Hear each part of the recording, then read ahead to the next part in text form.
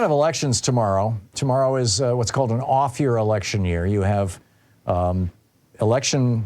presidential election year, then you have an off year, then you have a midterm, then you have an off year, then you have a presidential, so here we are.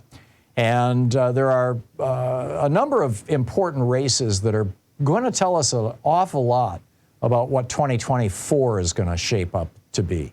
And I just wanted to quickly run through some of these with you, and then, we can talk about them, and I'll give you a follow-up tomorrow. Well, actually, the follow-up will be on day after tomorrow on Wednesday, but tomorrow is election day. The first is Kentucky governor. Right now, Andy Beshear, a Democrat, is the governor of Red State, Kentucky. And it was 49-49 against Matt Bevin last time. Now he's running against a guy named Daniel Cameron. And this is a state, keep in mind, this is a state that Donald Trump carried by 62 to 36% over Joe Biden. But, Andy Beshear is very popular.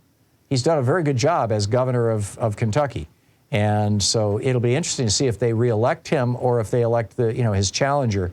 If his challenger wins, that's a big, Cameron, that's going to be a big sign that Trump is going to be even more viable, because Cameron has characterized himself as a Trump Republican.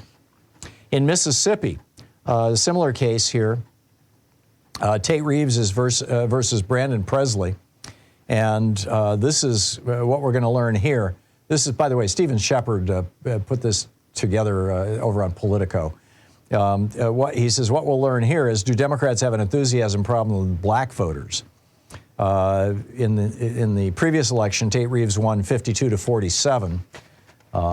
So we'll see. Reeves has some baggage, though. You get this whole scandal around Brett Favre, ripping off the welfare funds in the state. And Mississippi hasn't elected a Democratic governor since 1999. So keep an eye on that one.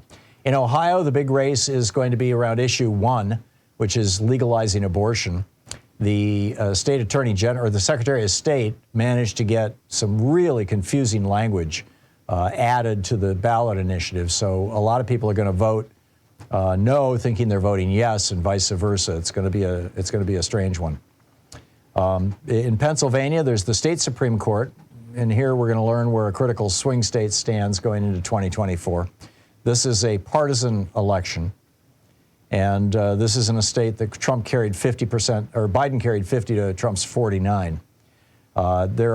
It's not going to determine the majority of the court in Pennsylvania like it did in Wisconsin, but it's a big harbinger of what's going to come. In Virginia, it's the state Senate, the 31st district, Russell Perry versus Juan Pablo Segura. And here we're going to learn whether Glenn Youngkin's Republican revival continues in Virginia, or whether it's starting to fall apart now that Glenn Youngkin is in favor of an abortion ban. Virginia State Senate, 16th district, same thing. Can Republicans craft a winning message on abortion? Virginia State House, 57th district, are sex scandals. This is the woman who is running for state representative who made a porn film with her husband, and it is now being used against her by Republicans. In New Jersey, it's the state Senate, 3rd district.